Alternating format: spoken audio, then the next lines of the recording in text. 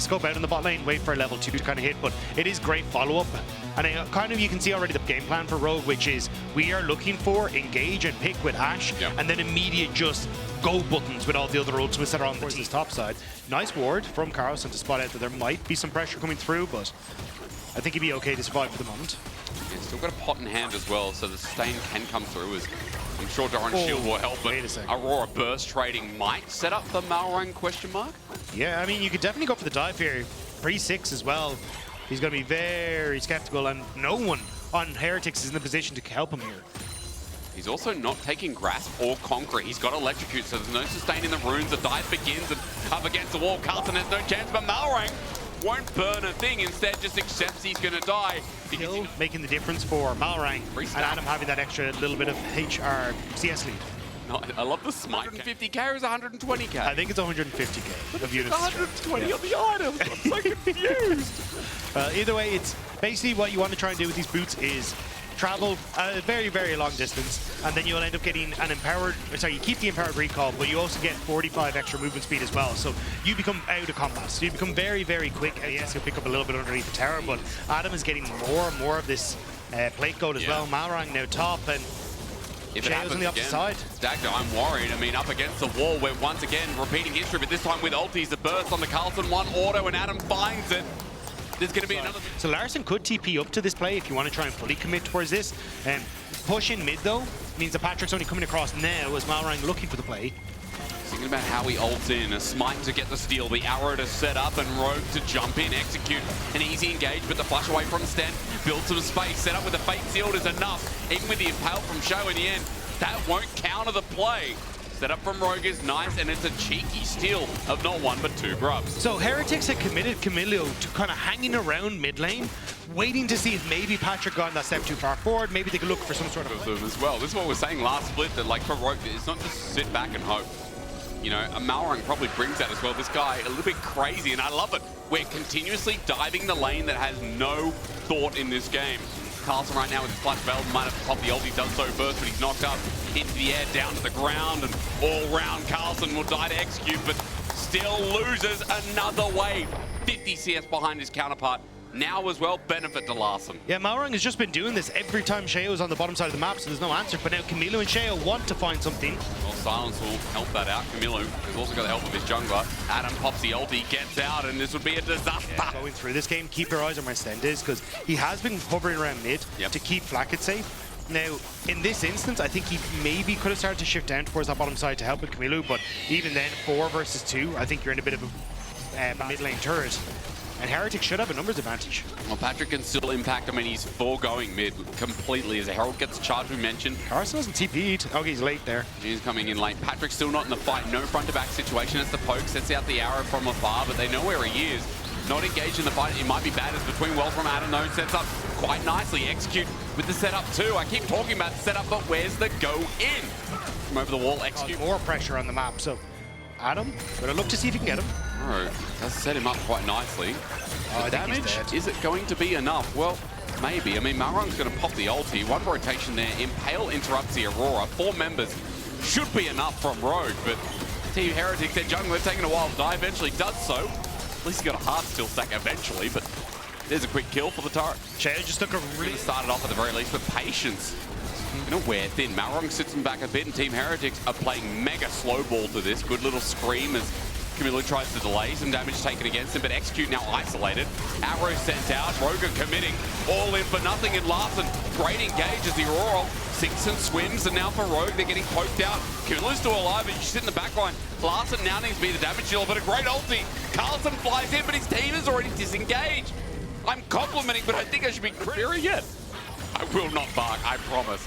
No barking. There was one thing you said you weren't going to do in the percentage health damage of your target is insane, but Sten gonna spot out there's multiple members here. Arrow does connect. It's in melee range though, but the Aurora follow-up is beautiful. Rogue pressing the buttons, but no kill yet onto Flack. It takes a little bit of a while, but as the Impale goes down, the ult from Sten and set up from the Ambassador helps clean, but Malrang somehow still alive. He burnt down for quite a while. Sheo quite deep until... spotted out by a Warden. Yeah, but finally, with that, Heretics will be able to get the mid lane. Very fast way. 5 members get River first for Team Heretics. This is Soul. And Malrang knows it best, but now he's caught out. He has to queue over the wall, but he's interrupted. Flushes out too, and Team Heretics Soldiers goes to eventuality. So Rogue picked the bottom left-hand side, and Flacken is caught out. Sten might be as well between World from Adam, setting up nicely the Impale for the return kill, but Rogue are in a 5 versus 3, and they like those odds. Sharrow gets knocked up. Nowhere near will you go to my man Malrang. A double kill over, and Rogue, when they think about options in the pit going wrong, they look left and see a pot of gold with Blackett and Sten. There is no world where the barrier is coming from. It's like, hey, there's so much backline access with the Vi, the Yone, the Aurora as well, but not having cleanse and no priority on towards anything like a Mikhail's has really come back to bite them here. I mean, it was kind of hilarious, but you're right. It's just such a whirl-about play. Baron goes down, 6k gold lead for Rogue. And this game one is looking mighty good as teleport behind. Team Heretics were moving up. It's a double, you're right. Adam and Lars moving into position. That Cho'Gath has no chance, does he? Adam is mega fast here. Running around between worlds set up as well. TP as a response, and so much so we've lost the ulti, we've lost sound, and that Cho'Gath getting bursted down. Camille lucky to be alive. Sten in the middle as well. He flashes away. Team Heretics, Dagger, they're on the run. They have to keep running because it's everyone on Rogue here. No flashes available on key carries. Means they may just be able to escape Malrang, considering getting in range. The ultimate just about to come off cooldown, but Cheo was on bot side, so nearly disastrous for the team. It will still be a lot that they're losing here, but not quite the game. Still here, remember, it is the floral kind, so you can pick some up for your partner, but only if you can sneak in and maybe get them for free off the floor. Don't tell your wife that. Is 6k, 5k, 4k. No one wants flowers off the floor, Dacta, but you're not going to find them. Instead, you're going to find a fight. Aurora between worlds sets up nicely, and look, Rogue pressed the go button, now playing in front to back. It's a 1-for-1 so far as Rogue get a little bit low and execute. The ulti's not going to save his life. Again, Rogue set up the fight, but I thought it was going to be better than that. Well, this is a strange game. Heretics have more damage in the tank. This is kind of where that composition comes alive. It absorbs so much of that pressure and prevents the follow-up. But now Rogue, when they keep going, Carlson matching at him. He'll get poked out. Electrocute helps out a little bit, but Rogue, they've got to run up to the Atacunk. It's going to be taken away right in front of them. Malrang with a steal potentially, but Team Heretics, they're on top of this. Nice arrow. Atacunk goes down. Team Heretics going to get Dragon number 4. Then they are not just cheering, they get the extra 25%. Oh, here we go. Excuse me, the ult sets up. The arrow brings it back into fruition. Blackett isn't dead yet, though, until Adam jumps in under turret. Miller comes in with the TP. Under turret, they're going to take it down. That's Rogue doing the damage. Shayo, a 2-man Impale. Execute pops the ulti. An all-in. A wombo set up, but for Rogue, the members in front, they want the soul. They want it now. Malrang for the steal behind the pit. 5k, 4k, 3k. Steal territory. No way, not against the Cho'Gath. That's what you think, and that's what you know. Ocean Soul's now picked up for Team Heretics. This 5v5 should be theirs, and Flacker going on, buy some time. Rogue need to get the hell out of there because no one's dying. Larson from the back of pit, runs for his life. Carlson says, finally, it's my game to play. He's been behind 4,000 gold in this single game one, and Team Heretics, some way, bring themselves back. The Ocean Soul in their back pocket and that gold lead meaningless now that they take a grasp of this game. Fool me 4 times, shame on you, but fool me 5 and Flacken will not go down. Rogue burned everything trying to kill him, and he just goes golden. Says, no, not going to happen this time. And it means now they can actually start to crack open the base, and I think this might be the game. I mean, they can end. They've got an Ocean Soul plus 25%. Means the Team Heretics, from such a big gold deficit, are now running onto the Nexus turrets. Number 1 will drop, and Patrick, look at his damage. How meaningful is it? Camillo may as well be a hardcore tank at this point as well, taking next to no damage. Patrick is an act with no mobility. Shao will keep him away. The Nexus bear, and Rogue had it in the first, second, maybe the third half, but not the fourth half. Heretics win game 1. That game was bedlam. As Rakan engages, or as Rakan is trying to dodge back to his teammates, I just plunk that ultimate on top of the Rakan, and he just brings that ult into the rest of his team. So you kind of get a 2-for-1 special on the ultimate, but wait, going to be upside. I think this is a great call. We have layers. League of Legends has layers. Like an onion. Like an onion.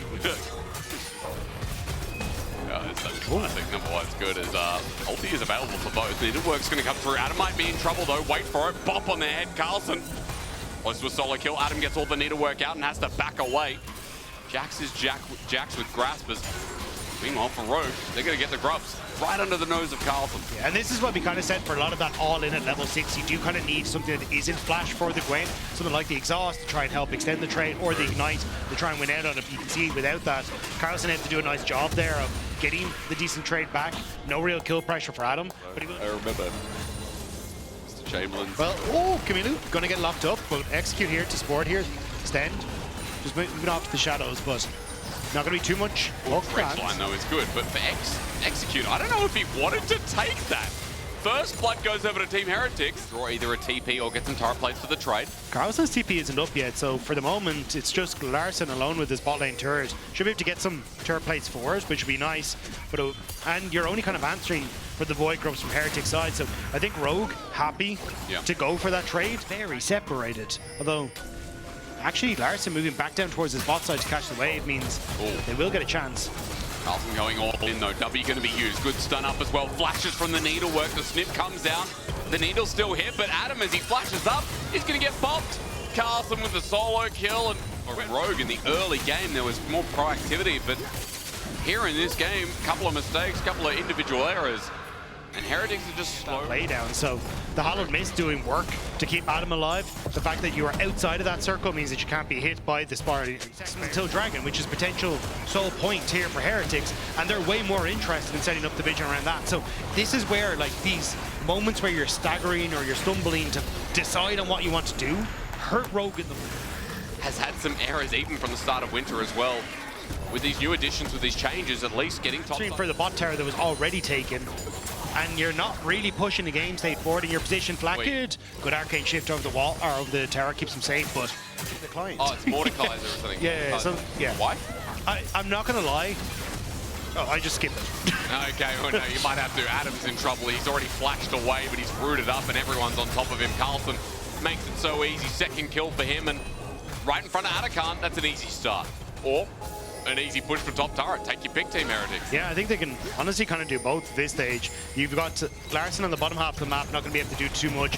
Malrang going to try and catch Camilo in transition. I think he might.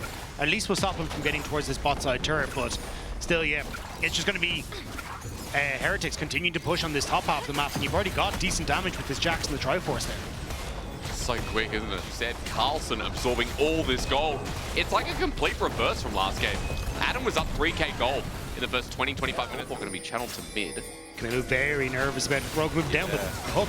And the hook is there. There's the pick off as well. Stender's going to find an easy charm. Execute is just dead. Malrang as well has to flash away from the counter strike. Rogue are now stuck with 4, and their primary engage is down.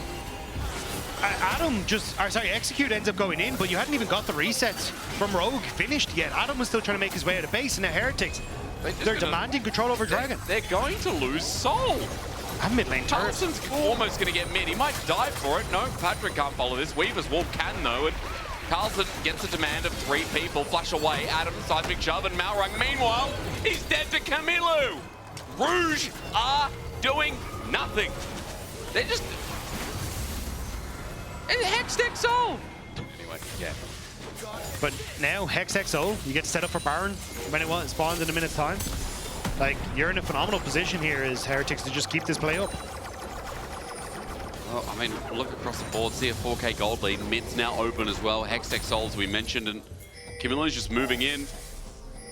Waiting. He's on a ward, though. That's the only benefit right now for Rogue. Maybe setting up for a pick to get their first kill of this game, but they're on a ward themselves. Execute walking through. He's going to flash. Camilo uses it as a bait, but for now, the poke is still there. First kill. Rogue finds something. Larson had to flash again. Bro loves using his flashes. Execute is just on the wrong side of dodge. He's now dead, so it ends up being a trade. I can't talk positively about them, as with the Glacial Prison, Malrang drops as well. You still have a chance here as Rogue to try and defend a Baron play, but it's looking grim. It really is. Atakan goes down, GA enabled. Camilo from Cher going to be spotted out. This might give it a little bit of an opportunity to Rogue. Maybe Dagda?